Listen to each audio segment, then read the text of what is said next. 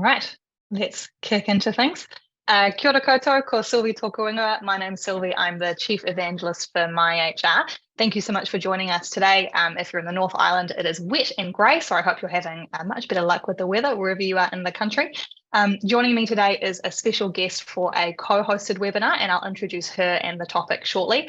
Of course, first we start off with some housekeeping. So the session today will be recorded and made available afterwards, which means if you have to duck out for a short period of time, or if you can't attend for the whole session, if there's anything you want to revisit later, you'll be able to, and there'll be an email that comes out probably later this week with a link to the recording. That does mean if you have any questions, make sure they're questions you'd be happy to ask in a public forum. Don't use any identifying details if you're not comfortable. And if there is anything that looks a little bit sensitive in any questions we do receive, I'll make sure to remove that as we ask the question. So with no further ado, let me introduce our guest for today. So Rajna Bogdanovic is the Managing Director of First Response Health. She is a clinical psychologist by training. And Rajna and I first came across each other at a conference pre-COVID time, so it must have been 2019 or perhaps a bit earlier. We quite liked the cut of each other's jib and sort of stayed connected on LinkedIn. And as Rajna and I have, in our own kind of HR and health contexts, been dealing with the consequences of the pandemic and the consequences of the impact of this and very many other stresses on people's lives at work, we thought it was a really cool opportunity for us to bring together some of Rajna's experience and skills and advice to the audience that we know is really engaged with the MyHR webinars and content. So please join me in giving Rajna a warm welcome. And Rajna, thank you for making the time today. It's lovely to be co-presenting with you. Thank you. I'm very excited. Very happy to be here. And so I know in the HR world, because we are responsible for thinking about systems and context and performance, we're aware that when life is tough and things are hard and people are stressed, that has an impact on their performance at work. So are you seeing the tail end or maybe the current impacts of the pandemic and the difficulties of the last few years show up in health contexts as well? Is that something you and your team are responding to? Yeah, absolutely. Seeing it from a physiological perspective, seeing it from a psychological perspective, seeing some of the, I guess, the side effects of COVID and the pandemic. And hence, why I'm going to be talking about going back to the basics of performance today. Some of the stuff that I talk about today, you may think but I'm going to be giving you the kind of juicy science behind. And I guess I'm noticing that there's some things that we're kind of not doing. And I do feel like we need to go back to basics to some of our pre-COVID times. So I'm seeing lots and lots of side effects, psychological and physiological, as I mentioned. And I feel like we need to go back to basics a little bit and do some of that stuff well and right first, before we talk about, how to optimize health, which we'll talk about today as well. Totally. And it's one of those things I think we can never hear enough, especially when we're running at 1,000,000 miles an hour and dealing with this thing on fire and this thing going wrong and this client needing attention. It can be very easy, certainly in my experience, to fall away from those good baseline practices. So I think there'll be some really useful content in here for our audience. And I certainly know that I'm personally very keen to see what we cover off today. Nice. So we'll take questions as we go through. We'll allow 15 minutes for questions towards the end. I'll facilitate, so I'll check in and take questions from the audience, and then Rajna, you and I can have a discussion. But without further ado, I will mute and take myself off video and hand over to you to run the session. So where we go. Nice. I might just really quickly double check that you can see my screen, Sylvie. Can you see it? Yeah, all coming through clear for me. No issues. Wonderful. And when I shift screens, you can still only see the one screen. Still only see the mindful high performance. Wonderful. Nailing it. Sure. Love the tech. Make sure all the tech is working. Fantastic. So I was saying to Sylvie, I do all of my presentations bespoke. So when we started talking about this is brand new material for me. So I'm going to be looking down every now and then to check the time. I'm really hoping I'll have to stick to 45 minutes. But if I have to talk very, very fast, forgive me. But yes, my name is Rajna Bogdanovic. I'm a clinical psychologist, and I run an awesome company called First Response Health and have a wonderful team of psychologists and admin staff who help us on our journey in helping our clients. So I am talking to you about mindful high performance today, and I'm just going to go straight into it. And I just wanted to touch on something really important first. So from the outset, performance means different things to different people. And of course, high performance means different things to different people. So I work daily. I feel like I have the privilege of working daily with high performers. And sometimes I'll literally be working on one thing. We might just be working on optimizing sleep, for example. Sometimes it's working on a range of factors. And I guess I'll invite you during this webinar to really think about what performance and high performance means to you, and which areas of your life. And I know that if you look deep within, you'll know what those are, which areas of your life may need some tweaks to be able to get you to a place of performance or high performance. So I'll invite you to have that in the back of your mind today as we're going through this webinar. So some of you might know this. I don't know, what type of people are on the call necessarily. So I've tried to keep it reasonably generic, but some of you might know about the biopsychosocial models. So one thing to just really consider when I think about performance, and when many of my colleagues think about, high performance, we tend to look through the lens of the biopsychosocial model. So this model looks at the kind of interconnection between our biology, our psychology, our socioeconomic factors. So for example, maybe how our genes interact with the way that we think, and our life stressors, which interacts with the way we interact with our environment. And all of this comes together to form you. You're in the middle there. So that's kind of the context that I look at high performance through. And if we kind of put that, or kind of contextualize that in those three areas, I often go specifically into these three areas. And these are the three areas we're going to be talking about today.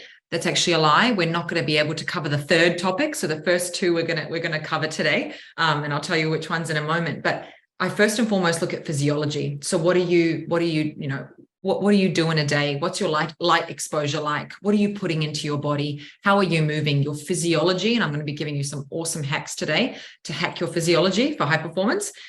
Number two, the second kind of circle there is thinking. What are you thinking? What are you looking at? What are you reading? What are you watching? What's your brain doing? What's your brain telling you it's doing? And the third one, and this is unfortunately the one we're not going to be able to get to today. I had to make some choices. I had to prioritize, and this one had to fall short. How are you interacting with your team, with your family, with your organization, with your community? And so you can see there, on that little video, if you want to improve high performance, you actually can't just look at one. You have to look at all three of these. You are a holistic person. So if you really want to perform at your peak, you've got to be looking at your physiology, your thinking, and how you're interacting with your environment. So how are these three going for you? And again, I'll invite you to think about this as we go along our webinar today. I'll invite you to take a real hard look, really look in the mirror. How are you going physiologically? What's going on in your mind? What are your thoughts like? Are there lots of self-limiting beliefs? Is there lots of cognitive distortions or thinking traps? How are you engaging in your environment, and what's coming up for you? So just invite you to sort of think about that as we go along. So why am I talking about this? Why am I talking about these three areas, or why am I asking you to think about this? Well, what we know is that when these three areas, our physiology, our thinking, the way that we interact with the world, when those aren't kind of balanced, I would say, what actually happens is we put a whole bunch of load on our bodies. And some of you might know about this, know about the term allostatic load. It's the term that we use to describe the kind of cumulative wear and tear that results from kind of chronic stress. And stress happens all around us. It's not just the literal stress at work. It's all over the place. Our mobile phones cause stress, traffic causes stress, even light exposure can cause stress.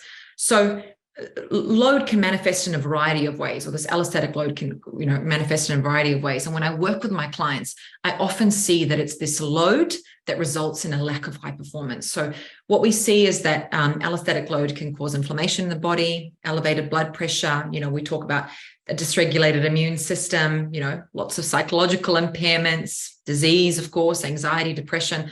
I could go on and on. So allostatic load is something that's really, really important. And to be frank, is kind of happening with all of us to a degree, but to the degree that you are unbalanced, it's happening more. And so one of the key things that I do with my clients is to reduce that allostatic load. And it's vital so that we can maintain our overall health.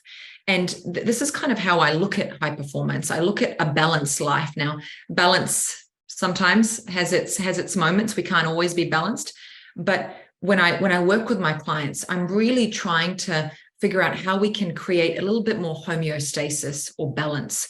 Often having that allostatic load creates lots of stress, again, chronic stress on our bodies, and we don't perform as well. So how can we decrease that through hacking our physiology and psychology?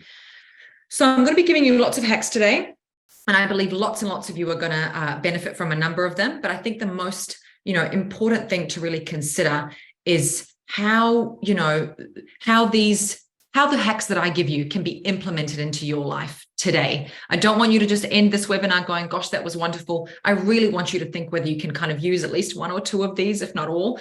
Now, if at the end of the webinar, you're going, gosh, Rajna, I do all of these, I would love to hear from you to help you to go to the next level. It's very unlikely that people on this webinar are doing kind of all of these, but if you are, again, I applaud you and would love to be able to work with you to get to the very next level. So some of what you hear today might be stuff you might have heard before.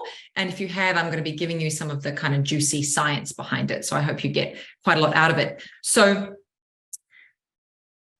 the high performance literature, I'm just going to move on to the next slide. So the high performance literature, although it's very juicy and brimming with knowledge, has sadly been quite siloed. I'm just going to check the time. It's sadly been quite siloed, where psychologists have not really worked with physios, where we haven't worked with doctors, where we haven't worked with, epigenetic specialists.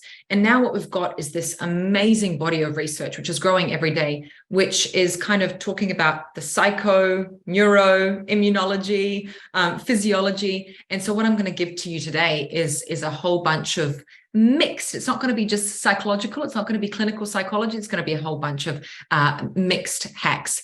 And just a quick caveat, I've got a lot of colleagues who sort of are on that top end. If we think about high performance on a spectrum, I've got colleagues, learned colleagues who really believe in high performance in terms of, one day we're going to have food that's going to be, optimized for our genes, and our rooms are all going to be ticking and doing things and, helping us, going to have temperature controlled spaces and all of that stuff, to be performing optimally. And then I've got other colleagues who kind of just think we should leave everything alone and just go back to basics. I'm probably somewhere in the middle. I do believe we can optimize our performance through some of the basics, again, which many of us aren't doing at the moment.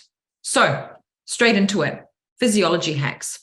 So first and foremost, your diet obviously completely impacts your functionality. I know many of you know this, but I'm not quite sure whether you know some of the following facts. So we have around 2.5 kilos of bugs living in our stomach. We have around 30 trillion cells in our bodies and 39 trillion cells just in our guts alone. So, are we human? Are we bugs? Who knows? But the reality is that we have a second brain, and our gut is our second brain. And of course, things like serotonin, which many of us know, boosts mood, that's actually created in the gut. Bugs in our stomach produce neurotransmitters, and 85% of the serotonin in our gut is actually created in the gut. And 70% of our immune cells are actually in the digestive tract. So the gut is really important. So I'm just going to go through these hacks really quickly because I'm seeing the time is running out very quickly. So increasing your gut biodiversity. Stress, amongst many other things, completely ruins our gut biodiversity. We're no longer living how we used to back in the day. So increase your gut biodiversity. There's this thing called the 40 Project. You're actually meant to be eating around 40 different whole plant-based foods a week. You might be going, oh my goodness, Rajna, what are you talking about? 40? It's really easy. Eat some kiwi fruit, eat some nuts, switch up the colors of your vegetables, instead of orange carrots, do purple carrots or something like that. It's called the 40 Project. Jump online, have a look. You need to increase your gut biodiversity. Try and eat fermented foods. What we're talking about here are things like kefir, sauerkraut, kimchi. What we see in empirically validated studies is that those types of foods actually increase the stability of our mood. So we see people who eat these types of foods having more stable mood and therefore better performance. So do that. Reducing preservatives and fake food. This just causes so much inflammation in our gut. So try and reduce preservatives and fake food. Reduce sugar. Humans were never designed to eat sugar. We used to only eat kind of a couple of tablespoons of fructose per year, or glucose. So your brain actually shrinks on sugar. It gets a bit more stupid. I hate to say it. But when we have those highs and lows of sugar, those dips, what actually happens is that during the dip process, we start to lose our concentration. Our capacity to control ourselves is inhibited. We have difficulty with impulse control. So sugar, take it out. It's really, really bad for any type of performance, but especially if you want to be a high performer that's sustained. Next hacks are to do with, next physiology hacks is to do with alcohol. I look at humans as really expensive machinery, and you should too. It's really costly for us to run our bodies. And something like alcohol, which is a toxin, impacts every single cell in our body, almost. Sleep, it impacts our decision-making, performance, physiology, recovery, you name it. So I'm not going to go and harp on about alcohol. I know it's a favorite pastime for many of us. I'm not going to try and, badmouth it too much. But I just want to give you just a couple of hacks to maybe help you with the alcohol intake. So minimizing or eliminating where possible. I've said this, in the note there, but it's really easy to, I guess it's really hard to kind of, stop drinking when you're at a client meeting or whatever it might be, but try and minimize if you can when you're in the home environment or where you don't need to be drinking. So for women, it's 10 standard drinks a week. For men, it's 15 standard drinks a week. So I just want to mention that, alcohol, unfortunately, impacts one of the key elements to high performance, which is recovery and sleep.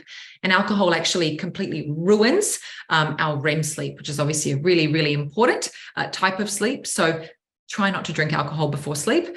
What have I got there? Knowing which alcohol works for you. We actually have lots of genetic studies which tell us that some alcohol suits different gene types and different, types of people. So if you know which alcohol kind of doesn't work for you or does work for you, try and stick to that. The third one there is mitigate against toxic or alcohol's toxic effects through diet. There actually isn't a way to mitigate alcohol's toxic effect through diet necessarily. But what you can do is eat sort of, really liver enhancing foods, gut enhancing foods, things that are going to help your gut and liver flourish as opposed to impacting it. Now, one thing you can improve is improve your cardiovascular fitness. So what we know is that alcohol greatly impacts in a negative way our cardiovascular fitness. It impacts our blood pressure. Our beats per minute are higher. They're around 22 beats per minute higher when we drink. So do anything you can to increase your cardiovascular fitness or at least maintain it while you're drinking. So physiology hacks to do with movement. Many of you will know this, but again, our forebears were not sedentary. They moved around a lot. Studies now show that your 1 hour morning gym routine is completely zapped if you sit for 5 hours a day. So, try and get a standing desk if you can and use it, especially with the right posture. What's really, really unhelpful and really unhelpful for oxygenation of your body is if you're kind of sitting at your standing desk like this. You want to be standing properly and get one of those little squishy mats underneath your feet. We need to get our muscles contracting. Our body is a natural pharmacy. I always say this. You've got all the skills and tools in your body naturally. What we know is that when muscles contract, a natural antidepressant is released. So use your muscles, contract them, do your exercise. If you have to sit often, obviously, or if you have to stand often, so creating an hourly, habit if you can. Don't use your phone. I'll talk to you about why not to use your phone in a moment. And resonant breathing. This is just the most incredible thing. I know many of you probably know about breathing. You know about diaphragmatic breathing. You might have heard about box breathing, but resonant breathing, this kind of in for 5, holding for 1, and out for 5 is phenomenal because it mimics heart rate variability and really promotes relaxation. And again, these are all the pillars of health that we need to be able to perform at a high level. So these are some of the hacks for movement. Now, moving right along, physiology hacks for light and sleep. So what I see with my high performers is we're often trying to optimize sleep. Sleep is one of those things that many of us struggle with, but it can be optimized just through a couple of tweaks. Now, light is one of actually the most powerful disruptors to many, many cells in our body, and how we use light and how we optimize light, and especially the light that comes from our phones and all of that stuff can really be quite damaging. And sleep is one of your best and ultimate recovery tools. So all of you who sleep fabulously, you might want to switch off for this portion. But those of you who have struggled with sleep, which is probably technically quite a high proportion of people on this call, I would urge you to listen. So getting more sleep, obviously this just makes sense to all of you probably, but the why, I often feel like, as psychologists, we don't explain this to you very well. Why? So many people complain to me about sleep deprivation and about this feeling of anxiety or doom and gloom the next day after a bad night's sleep. And so they're feeling worried, they're feeling overwhelmed, they're feeling stressed. So there's a product that builds up in our brain. I won't take you through all the neurochemical processes, but there's a product that builds in our brain when we don't sleep. And it's why we feel so terrible the next day. And it's actually called adenosine. And when adenosine builds up in our systems, we get this impending sense of doom and gloom the next day. And it's really interesting. Adenosine is actually used with heart patients when you're in the hospital. And when it's administered to patients, the doctors and the nurses actually need to hold the patient's hand and prepare them, because the patient often feels this kind of impending doom the next when they're administered adenosine. So that's why when you're tired and if you're not sleeping well, you're definitely not going to be able to perform, and you often feel quite overwhelmed. Everything seems unbearable, awful, anxiety-provoking, depressing. And this is the adenosine that hasn't been cleared away out of your system. So I would urge you, whether you need to talk to a psychologist, your GP, a colleague, a friend, whoever will listen, or, a partner, I'd really encourage you to think about your sleep, because this is one of the best ways to optimize high performance. And I'll be talking about high performance versus recovery in a moment, but this is one of the best ways to recover. It's our body's natural way of clearing away adenosine and many other chemicals and storing all of our memories. And we'll talk about that in a moment too. So, it's really important to get replenishing, nourishing sleep so that you aren't feeling that kind of sense of doom and gloom, quite frankly, the next day. And sometimes this might, if you're chronically sleep deprived, you may not notice that you're having this sense of impending doom. Or if you do, and it's become kind of a part of your personality, I would urge you to get, 2-3 good nights sleep and see if that makes a difference to your mood throughout the day. So going to sleep before 12, that's when the important stuff happens. That's a bit of a big call. Important stuff happens all of the time in your sleep. But what we know is that for many people, not for all people, the hours before midnight, so sort of 9, 10, 11, 12, so those kind of 3 hours before midnight is when, it can be the most conducive to high quality, restorative, deep sleep. And so this is when the body's kind of natural sleep-wake cycle is primed to sleep. And so this isn't the case for all of you, because we'll talk about chronotype in a moment. So for some people, going to sleep before 12 might not be optimal, but really for the vast majority of people, getting to sleep before 12 is when all the deep restorative sleep happens. And I'd urge you to really give that a go. Again, give it a go for a few days or give it a go for a week and see how it goes. However, the next thing is your chronotype. So what are you? Some people, skylark, night owl, whatever you want to call it. Sometimes we call it the bear, the wolf, the lion, the dolphin. Google it if you want, if you don't know which one you are. But it really is important to know your chronotype. Your chronotype is kind of, what's your body clock saying, and when are you at optimal capacity to be able to perform? So which one are you? Early morning, evening, middle of the day? I know that it isn't always possible if you're a night person or if you're an early morning person to then do work at that time. I think post-COVID, it's a little bit easier now, but know what time of the day is your optimal time of the day, so you can at least get a little bit of work done. For me, I'm a bit of a mix. I'm a morning and evening. I tend to be good both of the times if I've slept well. And so I do a lot of my really heavy lifting cognitive work very early in the morning.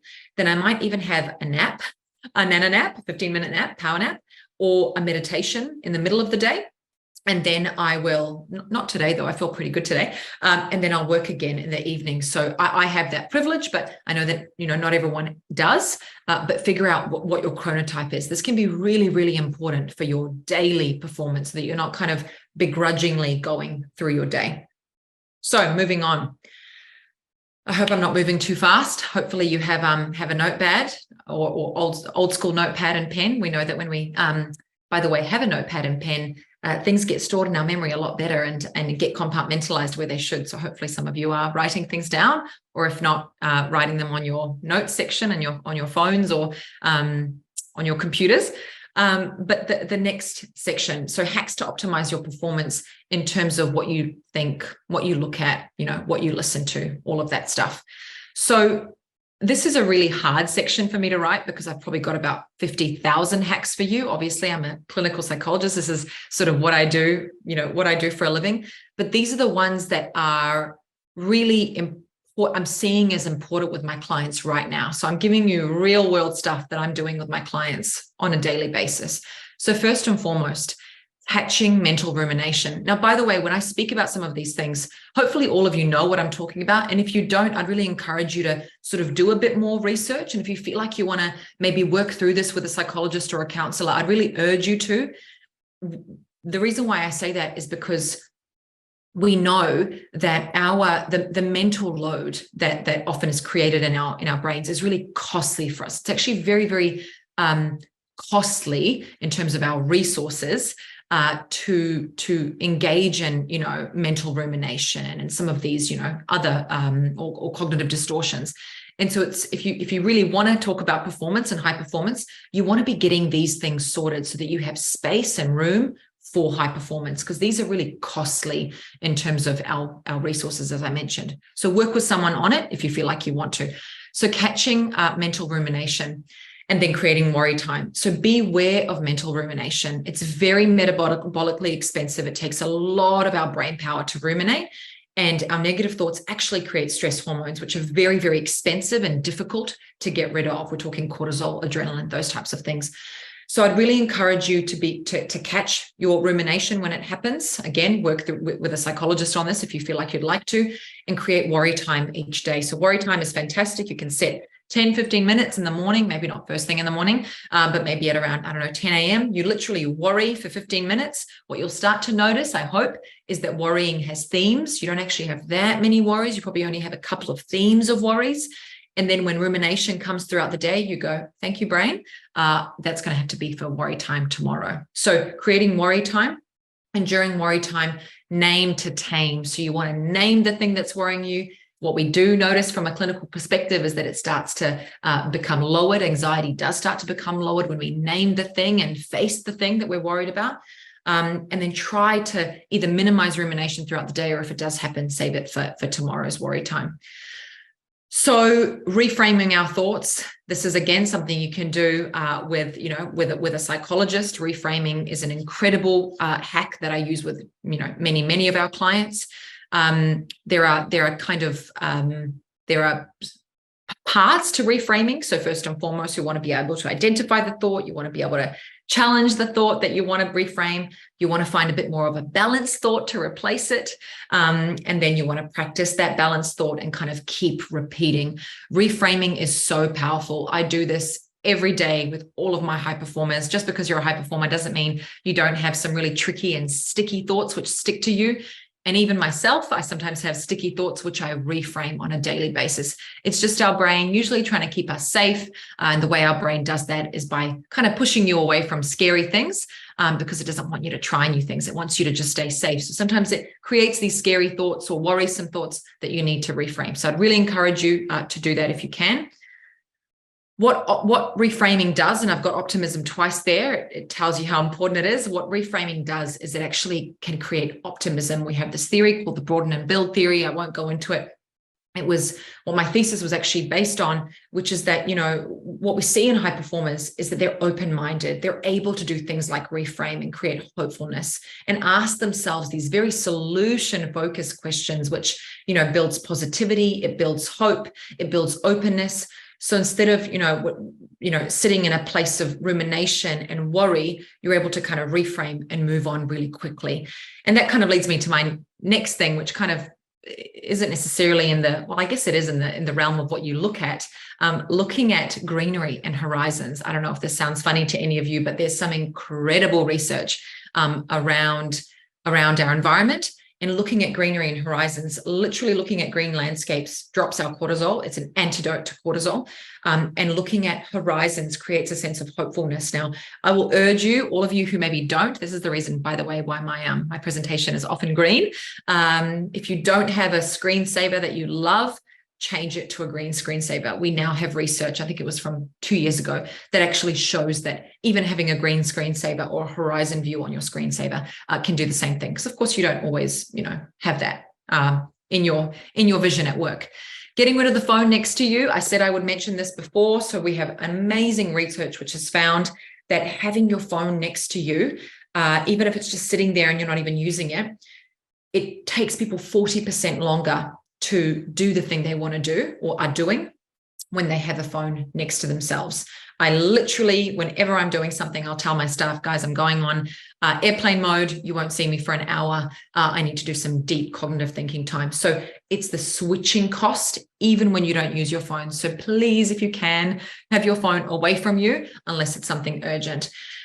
Now, the last one is a bit of a big topic, which I won't kind of have too much time to get into deeply, but I would just so encourage, and by the way, this is a physiology hack. I just couldn't help myself. I added this one last minute. I should have been in the physiology section, but getting to know, we all have hormones. So getting to know your hormones, it might be your menstrual cycle, it might be menopausal symptoms, getting to know this, because although this is in the physiology section, it impacts your thinking. And I couldn't bear to not include this because I feel like this is such a taboo topic. We all have hormones, by the way, men and women. And of course, 50% of our population is either going to have a period or go into perimenopause and menopause. And this is such a big issue that I believe we're not talking about. So, and we just don't talk about enough. So 50% of us are going to be experiencing some of these things, but 100% of us have hormones. And it's a normal part of life. And I've worked with so many, really countless high-performing women, especially, who believe that they're going crazy maybe when they enter menopause or during their cycle because of their symptoms. And so my advice to you is to really look at which age and stage you are in, understand how you could be harnessing some of the wonderful and difficult things that are going on for you to be able to thrive. Menopause and perimenopause and cycles and hormones, these things are not things to be afraid of. They're actually things to learn about, and they can be incredible times in your life. I notice obviously some significant thinking changes during this time, but it doesn't have to lead to so much mental distress if we understand it and harness this time in our lives. And I really mean that. And I see the women that I work with who harness this and understand their hormonal changes have really fantastic outcomes, because unfortunately the literature on sort of especially menopause and women is actually, it's quite sad. I think I listened to a recent webinar which spoke about the fact that women would, rather say that they have a mental illness or a physical illness than say that they sort of have menopause. And so anyway, lots of taboos and stigmas around this, but I think it's really important to understand how these times in our lives impact our thinking and our, I guess, cognitive and physiological changes, but how we can use this to our advantage and thrive. So with that said, I hope that in my very fast talking, I hope that I've kind of made it really clear for you, or I hope I've made it clear in some of the, explanations that I've made, that in order to perform at a high level, you can't just keep performing. You actually have to recover.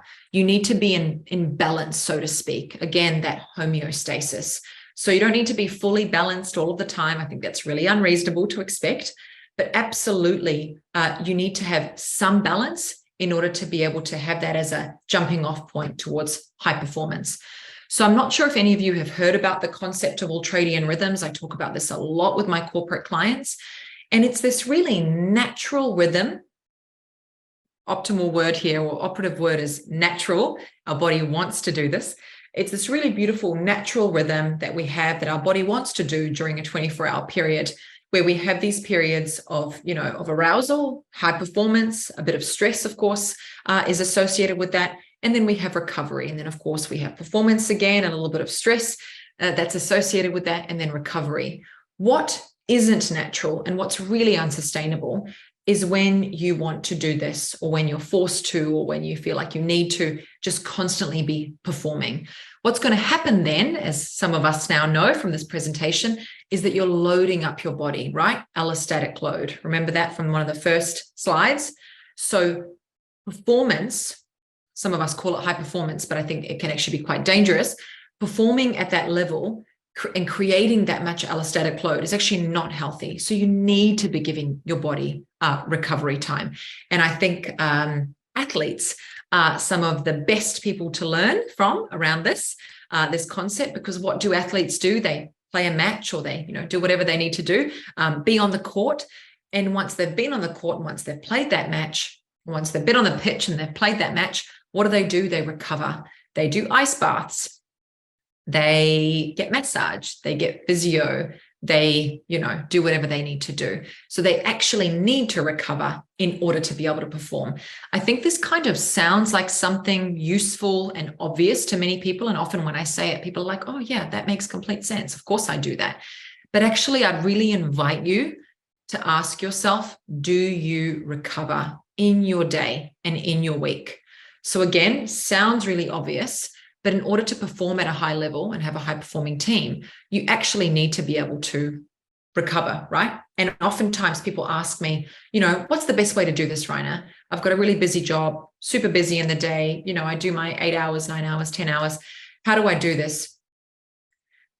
It can be anything and everything. Obviously, what I'd love for you to do is just, have lots of breaks in the day, if you can, small breaks. But one of the most important things I kind of try and educate my clients on is this vagus nerve, right? And doing a bit of a vagus nerve reset. Some of you might know about the vagus nerve. The vagus nerve is the longest nerve that runs through our body, and it's critical to so many bodily functions, including, heart rate and digestion and breathing, our nervous system, really. So what to do? I'm obviously just generalizing here. It'll be different for every person on this call. But if you go, for example, just for 2 minutes into the bathroom and do some of that resonant breathing. So 5 in, one hold, 5 out, just 2 minutes of resonant breathing. Do a vagus nerve reset. So that you can actually do this through lots of ways. Some people might know about tapping, tapping particular parts of the body. Some people will tap their chest. So they'll go 3 times. So do a vagus nerve reset. That also can reset the vagus nerve, or anything that kind of involves some sort of tapping. And there's particular tapping points. You can do that again in the bathroom or in a meeting room. So you're not doing it outside in the office. You might leave the office and go outside and just take some really beautiful deep breaths, reframe the thoughts you're having that maybe aren't so helpful. What it's not is going into a busy cafe where all of your colleagues are and sculling a double shot espresso. That is not recovery. So recovery is when you've been working really hard and you take the load off your body. Now, you need to ask yourself what that is for you. For me, I'll be honest, I take many, many breaks in between my clients. I need to take a break. I'll often do a vagus nerve reset if I've had a really tricky or full-on situation with a client. Obviously, I try and do a little bit of meditation in my days, but whatever recovery means to you, you need to be doing it. You cannot perform at a high level without that element of recovery. And if you tell me you are, and I'm open to hearing it, if you tell me that you can optimally perform without any recovery, I can almost guarantee that there will be some sort of load in other areas of your life. Remember the biopsychosocial model? There'll be some sort of load happening because that's really unnatural. The body can't just perform at that level. It needs to recover. So I hope that makes sense. I know I've covered a lot, and I'm hoping that some of this stuff, doesn't freak you out. Hopefully it's just an opportunity for you to think about what you could be doing better. So again, I've really focused on the individual in this, in this first section. And I've got a few minutes left. And now I'm going to kind of move on a little bit to the team stuff. And I want to talk about psychological safety because it might seem unrelated, but actually psychological safety and high performance are inextricably linked in such a beautiful way. And what we know is that psychologically safe teams are high performing teams. So first of all, I need to talk about what psychological safety is. Some of you might know what it is, and I hope you do. But I guess for those of you who don't, psychological safety is this, or team psychological safety, is this really sort of shared belief held by team members that it's okay to sort of take risks, to express their ideas, their concerns, to speak up, to admit mistakes, all without that sort of fear of reprimand. So it's this real safety that people feel without fear of reprimand to be able to sort of be themselves. And there's some amazing studies that have been done about psychological safety. I won't go too much into them. If you're interested, there's the Google Aristotle project, which was fantastic. a lady called Amy Edmondson actually coined the term psychological safety, and she discovered it in the most amazing way, looking at hospitals and hoping that she'd find that, in hospital teams, the ones that made the least amount of mistakes were the ones that had the most psychological safety. But she actually found quite the opposite. The ones that made the most amount of mistakes or reported the most amount of mistakes had the most psychological safety. And there's a reason for this. And hopefully we'll talk about it in a moment. It doesn't mean that teams that make lots of mistakes have high psychological safety. It's actually quite the opposite. It's being able to admit mistake. But it's a really, it's a really important part or term for high performance and team dynamics. So I hope I've made that kind of clear. If you're fascinated or interested in psychological safety, feel free to do a bit more of your own research. But how can you promote it in your own team? Now, I am going to give you probably a bit of bad news, which is that we have hard science on psychological safety, but we don't have hard science on exactly how to do it. We don't have a script or a manual for how to promote it. Now, the reason for that is because Amy Edmondson calls it a bit of magic sometimes. It's a bit of a magic more than science, because the reality is it depends on your team's norms. It depends on what your team does and how your team functions. But there are some basic, really amazing basic things that you can do and things that we know that promote psychological safety. Just really quickly, what we know doesn't promote psychological safety are things that are contagious, and things that are contagious are actually things like emotions. What we see is that teams that have a really stressed out, moody, unhelpful boss, especially stress and cortisol. Stress and cortisol are actually contagious. So, think about yourself as a leader, how you come across to your team, how you are in your team dynamics, because what we know is that psychological safety can be, significantly hindered by that. So the things that we know make a difference, but again, you've got to think about your team's norms, is first and foremost, make clear that your employees' voices matter. You've really got to, in order to create a sense of feeling safe, you don't want your employees to be holding back and be silent. The default, to keeping ideas and opinions to themselves should not be the default. So as a leader, you really want to make it clear why your employees' voices matter. You also really want to be, fallible yourself. I know myself as a leader, I'm vulnerable all the time with my team. I'm not perfect, and I make that very clear to them. So you as a leader, you want to be demonstrating that you're fallible too, that you're not perfect, and that, you can be vulnerable. You want to actively be inviting input. And I really mean this. You want to explicitly request it. You want to be asking those open-ended questions. What are you seeing? What are your thoughts? What do you think about this idea? And you want to be responding productively. You really don't want to be hammering employees or making them feel silly, or having a culture where when people say things, they can't express things as they'd like to, because what we know is that when people don't have that sense of openness, they go in, and creativity and many, many other things fall by the wayside. And unfortunately, that doesn't lead to high-performing teams.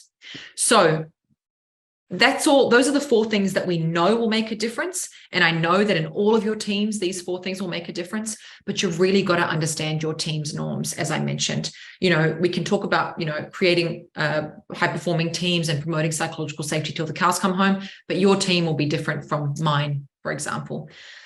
There are a couple of massive misconceptions, though, to high performance and, psychological safety in high-performing teams. And I just had to put them out there. And I'm mindful that I've got 2 more minutes left. But the first misconception is that, you've got to feel comfortable in a psychological, in a psychologically safe environment. That's actually not the truth. And that kind of goes back to the way that Amy Edmondson discovered psychological safety. You actually don't need to feel comfortable. Many people think that, it's about feeling comfortable all the time. And, you can't say anything that's going to make someone feel uncomfortable. It's actually quite the opposite. It's the creation of a team environment where you can say things that make you feel uncomfortable, but socially you remain intact. So it's kind of this intellectual discomfort, but social comfort. So that's the first thing. And it's all about being nice. It is so not all about being nice. Creating a psychologically safe environment is not about being nice. It's actually, I don't want to say it's the opposite, but there are many polite workplaces that really don't have psychological safety. And what we know is that when there's no candor and no vulnerability, you often have a silenced workplace, not in a workplace where politeness is enforced, as opposed to a workplace that can be open. So those are the two misconceptions. And I'll just finish, and I know I've only got 1 more minute left, but hopefully we can, obviously this is being recorded and you can read all of this, but I just want to say, that obviously psychological safety relates to high performance. I hope it's obvious how it relates now. But when I work with workplaces, this is one of the key things that we try and, kind of deeply infiltrate into the workplace. We look at where psychological safety might be lacking and how to improve it according to their norms. Because every element of psychological safety literally leads to more creativity, more innovation, team members feeling, feeling open, being able to share, being able to perform, and all of those things, of course, lead to high performance. So I'm hoping, I know I've kind of squished a little bit in at the very end there, but I'm hoping that was helpful. And I just want to say that if anyone does want to get in touch, I'm more than happy to share some of that research. There's so much out there, so I'll send whatever you want me to send, and feel free to get in touch. So yes, Sylvie, over to you. What an incredibly valuable and striking 45 minutes, Rajna. Thank you so much for taking us through all of your content and sharing your expertise across so many different domains. I found it incredibly helpful and have been taking notes myself with some things to reflect on. Awesome. I think the top two reflections for me would be, one is that high performance should not feel like a grind. You need to be taking breaks. You need to be resting. You need to be allowing time for the allostatic load to be balanced as far as we can balance it. And the second thing is, particularly around that psychological safety piece, is it's not easy and it's not soft, and it is about safety, not about niceness or fluffiness or avoiding conflict. And I think part of what can scare people off is they worry that they can't have, and I've seen in my work that people want to, they still want to be able to have robust conversations and to be challenging and to surface good ideas and to kind of debate them and engage with them. And the idea of safety kind of makes them think about blankets and mollycoddling people. And it's the exact opposite, right? You can't have those meaningful, crunchy debates if you don't have that psychological safety in the first place. Absolutely. So, We've had a couple of questions come through, and I'll start with one of my own. You've clearly touched on work around supporting individuals who want to be high performing. You've spoken about the interaction side of things, and then kind of the norms and the culture of a particular team or workplace. If there are people on the session today who have had this tickle something for them, or would want to know more, or who think that this work could be really helpful to them or to their teams, where can you and your team show up to be helpful, I guess? Could you give us some examples of the type of people who get in touch with you, or maybe the types of support they're looking for, just so that if anyone is here who's keen to understand more, that they have an understanding of where you might be able to help? Yeah, sure. So we work with medium to large organizations. So the likes of Big Four consulting firms or Big Four law firms, but also kind of medium-sized accounting firms or whatever it might be. And we provide a sort of a breadth of service. So we do a lot of work in psychosocial hazard and risk awareness and assessment.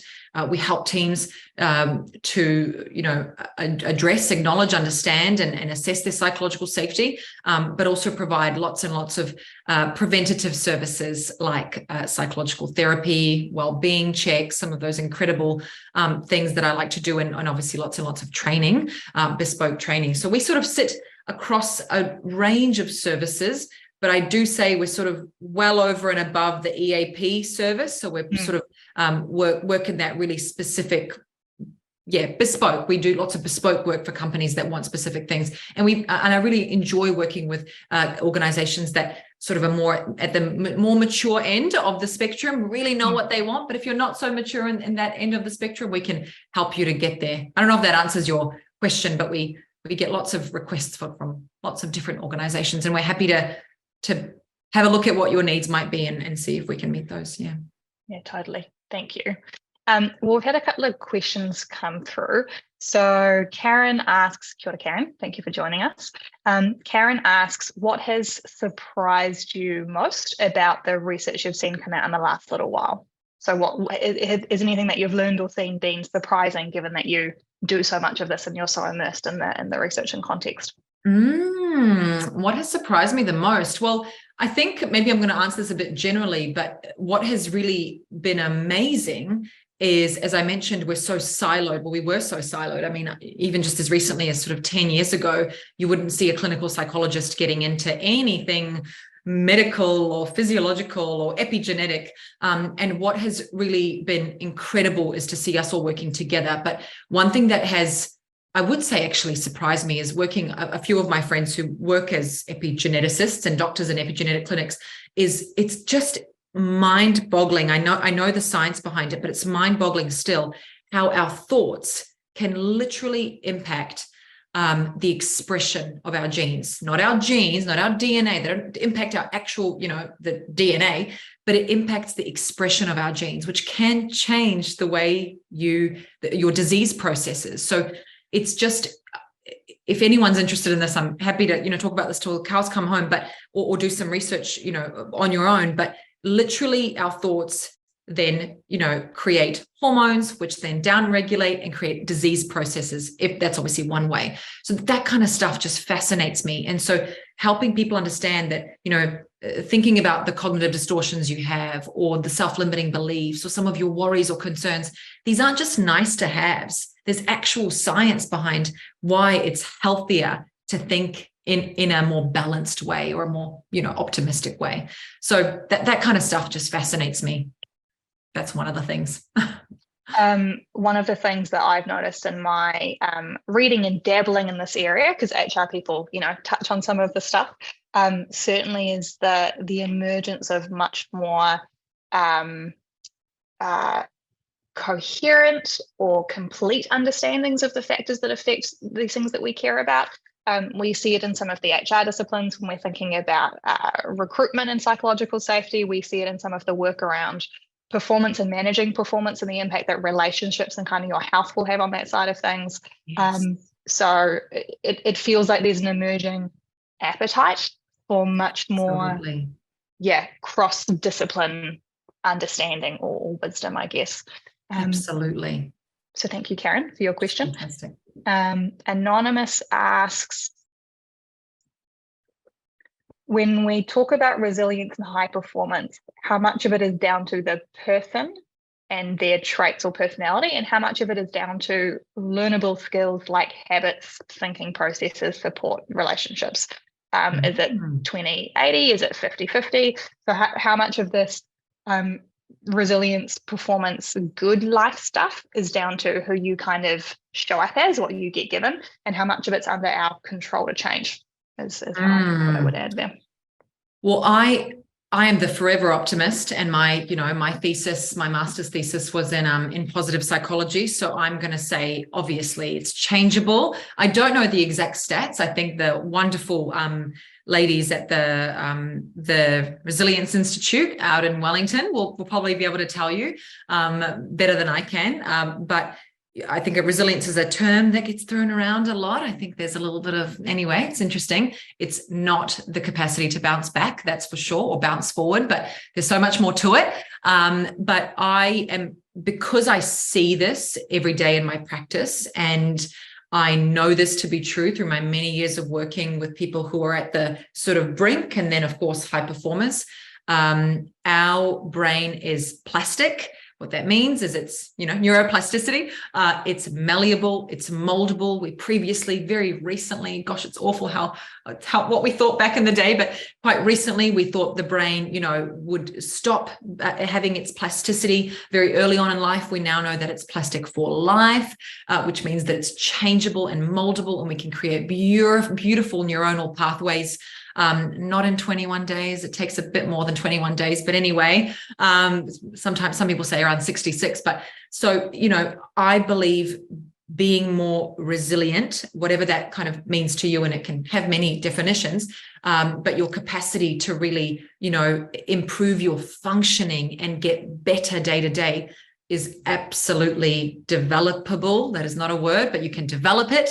And through great social support through, constant learning. Learning doesn't stop, I hope, for all of you, through consistent learning, through maybe being challenged by a executive coach or a psychologist, or even colleagues at work, a boss, you can grow and develop. So I would really implore people, if they feel like they have come from a background, again, using that biopsychosocial model, if they come from a social background that perhaps hasn't, really embodied resilience or allowed them to be the most resilient person they could, to really look at the literature, look at what they could be doing, and engage in some of these body and physiological and psychological hacks, because absolutely you can change every part of yourself.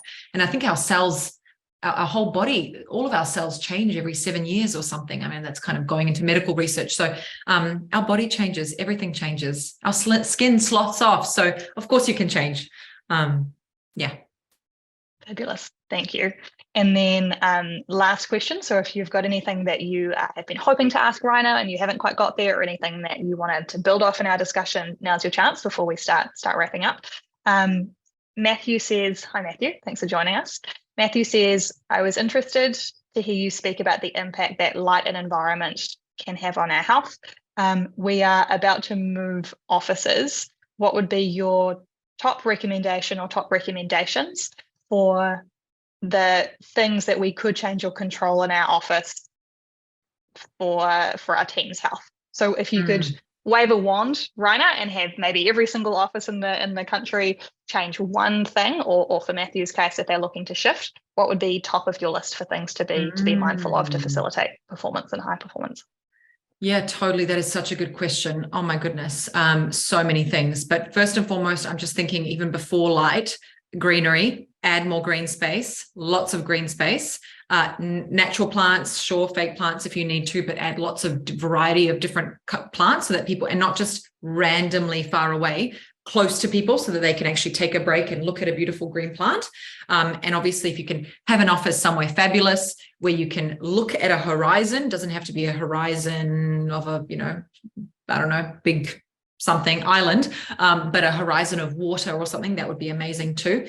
In terms of light, what we know is that increasing light and harsh light obviously lowers kind of melatonin production, which we need for, sleep and all that stuff. And of course, you don't want to be asleep at work, but I would love to see workplaces offering different types of light options. If I could have it my way, I'd have, kind of maybe some people in breakout spaces, but some people in their own offices, and people in their own offices to be able to choose the type of light that suits them, having maybe a mental health space or a mental health room, or just a health room, a wellbeing room, I think they call it, where you can dim lights and have different types of lights. So again, lighting options, lots of greenery, which also impacts light, and not having so much harsh light. And I don't know how you would do that ultimately if you had a big breakout space, but lighting options is, I guess, what I would say, and just having a look at maybe doing some research on which types of light you would prefer for the types of work your people do. If it's maybe an office, like a corporate office, versus like a packing plant, different people actually need different types of light. So looking at what your office does, what type of light would be best for your workers, your staff, your employees, and then doing that accordingly. But having light options would be my preference. Fabulous. I'm immediately looking out at the MyHR office views across the mangroves. We're in Avondale, so we can see out to the causeway going out to Te Atatu with State Highway 16. Beautiful. I always knew I liked the horizon and the mangroves, and now I have science to support why I like the horizon and the mangroves. Hopefulness. Yeah. Well, and just a sense of breathing. Yes. Kind of expanse. Yeah, totally. Yeah. Well, Rajna, thank you so much for joining us today. It's been an absolute delight, and I personally have got a lot of food for thought and food for movement and food for reflection out of this conversation. So thank you. Yeah. To everyone who was messaging through during the session asking about recording, yes, the recording will be available. We'll likely publish that every Wednesday today, probably Friday this week. you'll get an email with a link to the recording, so you're welcome to watch and share and pass that around. If you'd like to get in touch with myself or Rajna for anything that's come out of this discussion, our contact details were in the email that you first received, and we'll send them out again later on. So we both hope that you've had something interesting come out of this conversation, or it sparked something for you to look at later. But again, please join me in thanking Rajna for joining us and sharing her expertise today. It's been fabulous. Thank you. Thanks for having me. I'm so excited, and I hope, people got lots out of it. I think with the thank yous that are coming through in the questions and the questions people sent through, I think it's been a very useful hour well spent with us today. So thank you again, and we look forward to seeing you next time. See you soon. Bye. Ka kite. Bye.